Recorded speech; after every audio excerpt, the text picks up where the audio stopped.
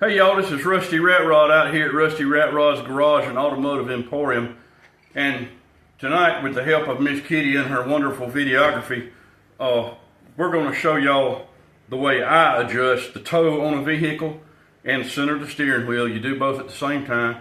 All of you that's familiar with alignment enough to know that the centering the steering wheel is actually sometimes the toughest part of getting the alignment right. And you know, it really, where the steering wheel is doesn't really have a lot to do with the wheel alignment, other than the fact if you're an idiot and get it half off, then you know you're affecting how far you can turn in each direction. But you know, other than that, if you get it close, you're not hurting anything. But you know, a customer will sure bring a car back if you get their steering wheel off center, thinking that the rest of it's not right either. So anyway, tonight what we're doing, if I can get the phone from Miss Kitty, I will show y'all.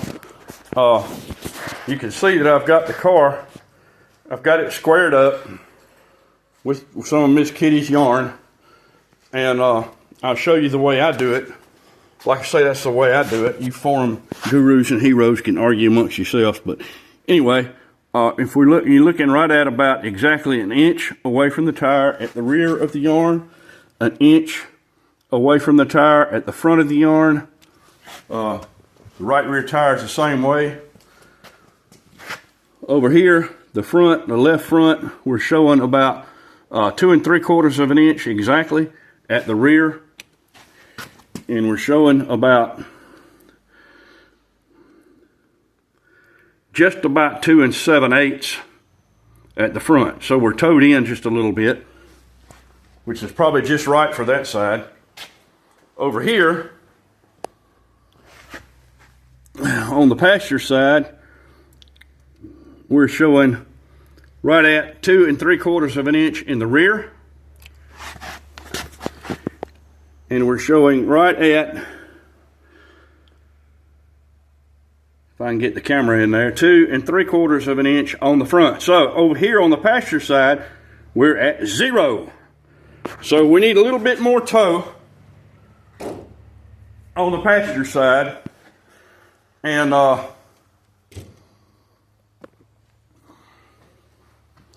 if y'all hang out with Miss Kitty for a minute, I'm going to test out my new wheels on my creeper I got today from Lowe's. Y'all remember that I got my new creeper from Harbor Freight. Well, this is my old Snap-on creeper that I got back about 1991, I guess. And the original wheels on it finally wore out about 5 years ago. 5 years ago. They lasted that long. Little did I know that they had a lifetime warranty on them. And I got another set from a good friend of mine who's been a long time Snap-on dealer. And they tore up not too long ago. They didn't last even 5 years. So that kind of upset me. So I found these from Lowe's. And rather than get another set of the crummy Snap-on replacements that probably going to tear up in no time, I got a set of these. So we're going to see how long they last. I know they'll definitely roll better. But if y'all just bear with me a minute, I'll get my tools and I'll give her a little bit more toe over here on the passenger side. And we'll be back and we'll remeasure that.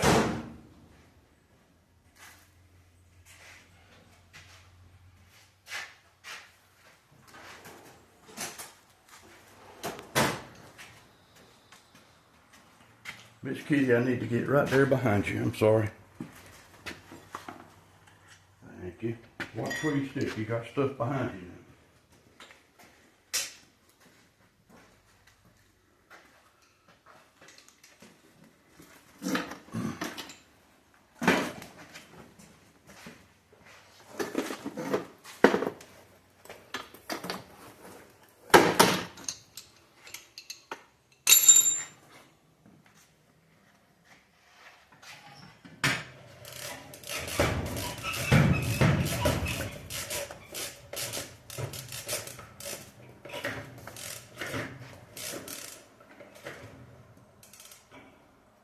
Yes, Kent Smith, this is the light that I got from you. I sure appreciate it. Old Kent is another one of our good old Georgia Boy Forum members. He lives up in North Georgia. I follow him on Facebook as well. Kent gave me a good deal on this little cord reel light not too long ago. Okay, and as luck would have it, I'm probably going to have to disturb my string a little bit, which I really don't like to do, but we'll have to, uh-oh, I forgot my wrench.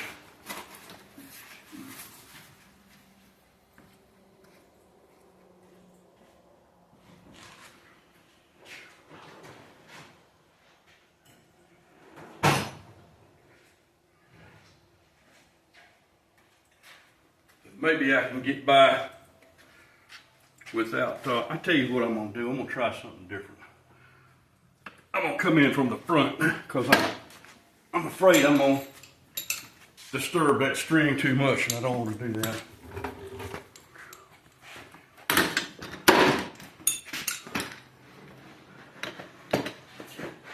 I rephrase that.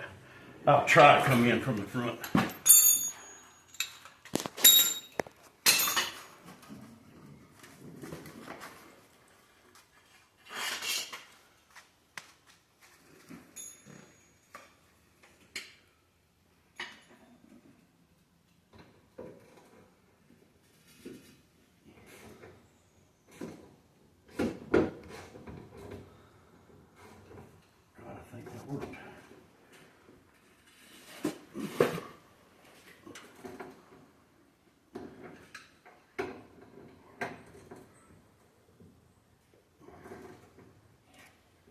Of course, that ain't gonna work.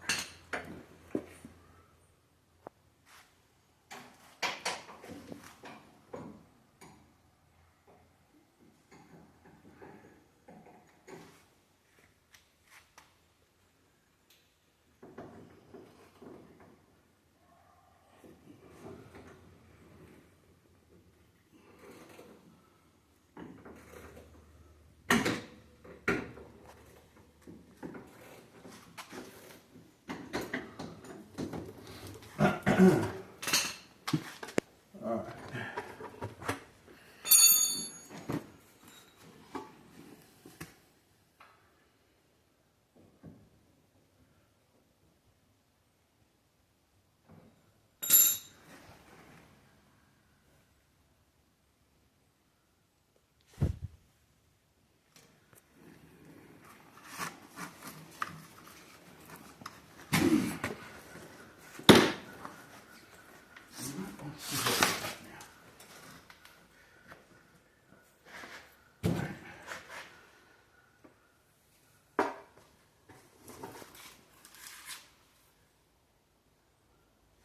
Just hit that, didn't I? Yep, I did. 2 and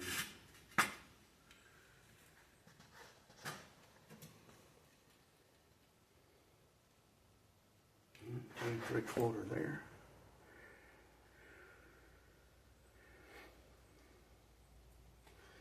Okay.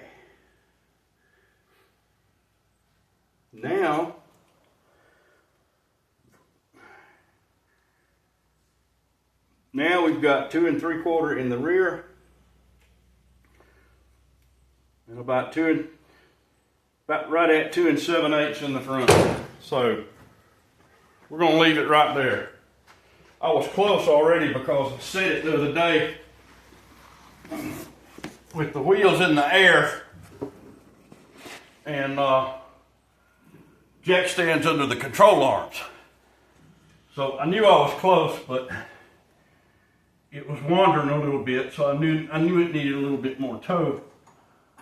So since I got some new turn plates, since my old ones mysteriously vanished years ago, I was able to go ahead and get some new ones here not too terribly long ago.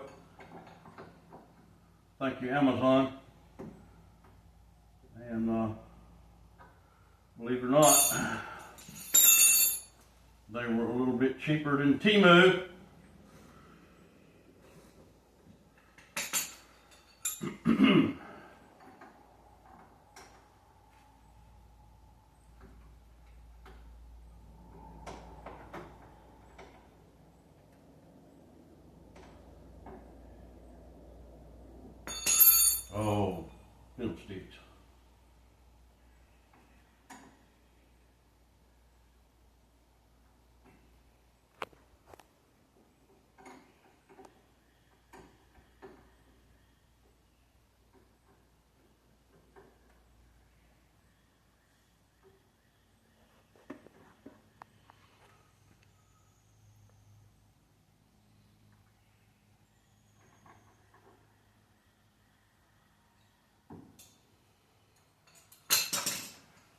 Tell you what.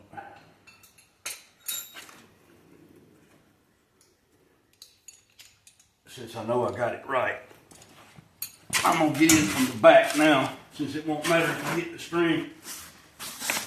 So I can tighten it up, because I can't get to it to tighten it up from the front. It's funny, I could loosen it up from the front, but I can't tighten it up from the front.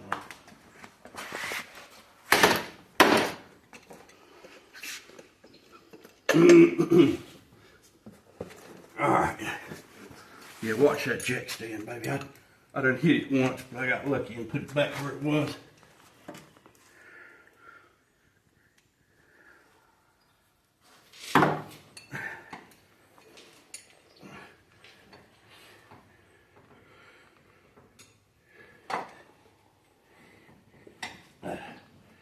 Ow.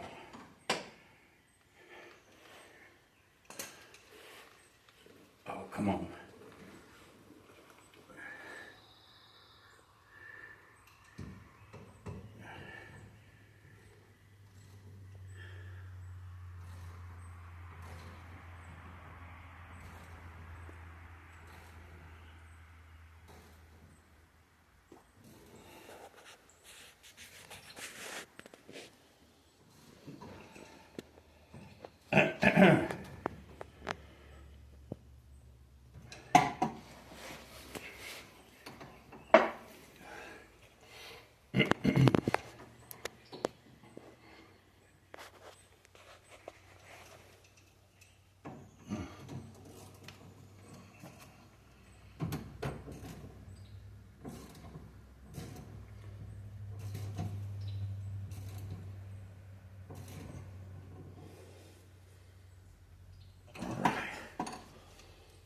Okay.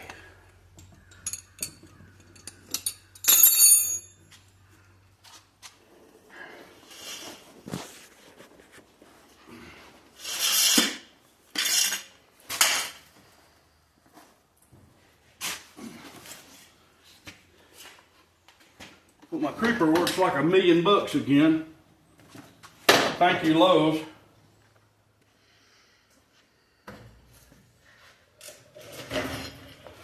Them casters were like $10 a piece, times 6. I hope they last a while. Let's see here. See where we are now.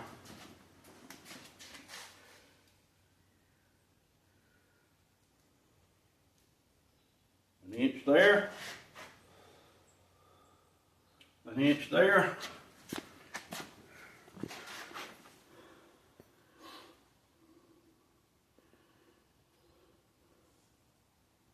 Two 3/4 there.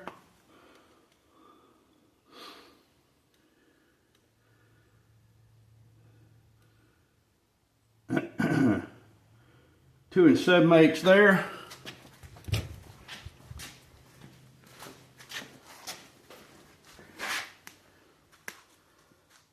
Two 3/4 there.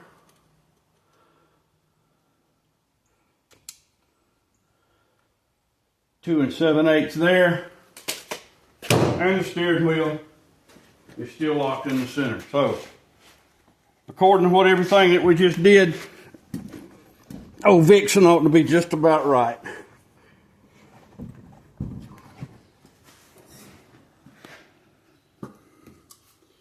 Need to shorten my spring on this thing, son, because it's pretty tight. So I'll get the whiz wheel out to it later. But anyway, that's the way I do it. I've got some caster and camber gauges saved in my cart on Amazon, and I'm gonna get some wheel adapters too. But I got to get that stuff a little bit at a time because it costs so much. I had it all, but somebody liked it more than I did in the past, so there you go. But anyway, maybe next time when I get the caster and camber gauges and get my wheel adapters, I'll show you how to do, or how I do, a complete alignment on one. It's not hard. The toughest thing is, you know, when you're old, getting down and getting back up. But that's where we are tonight, and that's what we're doing. I just wanted to show y'all you know how to do it. And I'm assuming all of y'all know where the tie rods are to make the adjustment. I didn't think that, you know, I needed to go there, but I highly recommend these turn plates. When I was looking at them on Amazon, I thought, from the looks of them, I thought, oh Lord, you know, they're aluminum or magnesium, and I was thinking they weren't very sturdy, but I got them, and they're actually made out of pretty thick stamped steel, so I'm kind of impressed with them. They work very well. They're marked off in degrees, so you know you can do your caster sweep if you've got caster and camber gauges and all that kind of thing. But that's probably going to be a little ways down the road, because I'm not going to do that until I've got some new new upper control arms, and I have some rebuilt lower control arms. I'm also going to put new torsion bars on, and I'm going to do the disc brake conversion. I still have yet to do that, even though I have the disc brake master cylinder and the disc brake proportioning valve on it already. All the experts says, no, it won't stop good with the disc brake proportioning valve on. Horse hockey, it doesn't know what it's got on there. It stops great. So now all I have to do is just stick the front disc brakes on there along with everything else and go with it, and it'll be fine.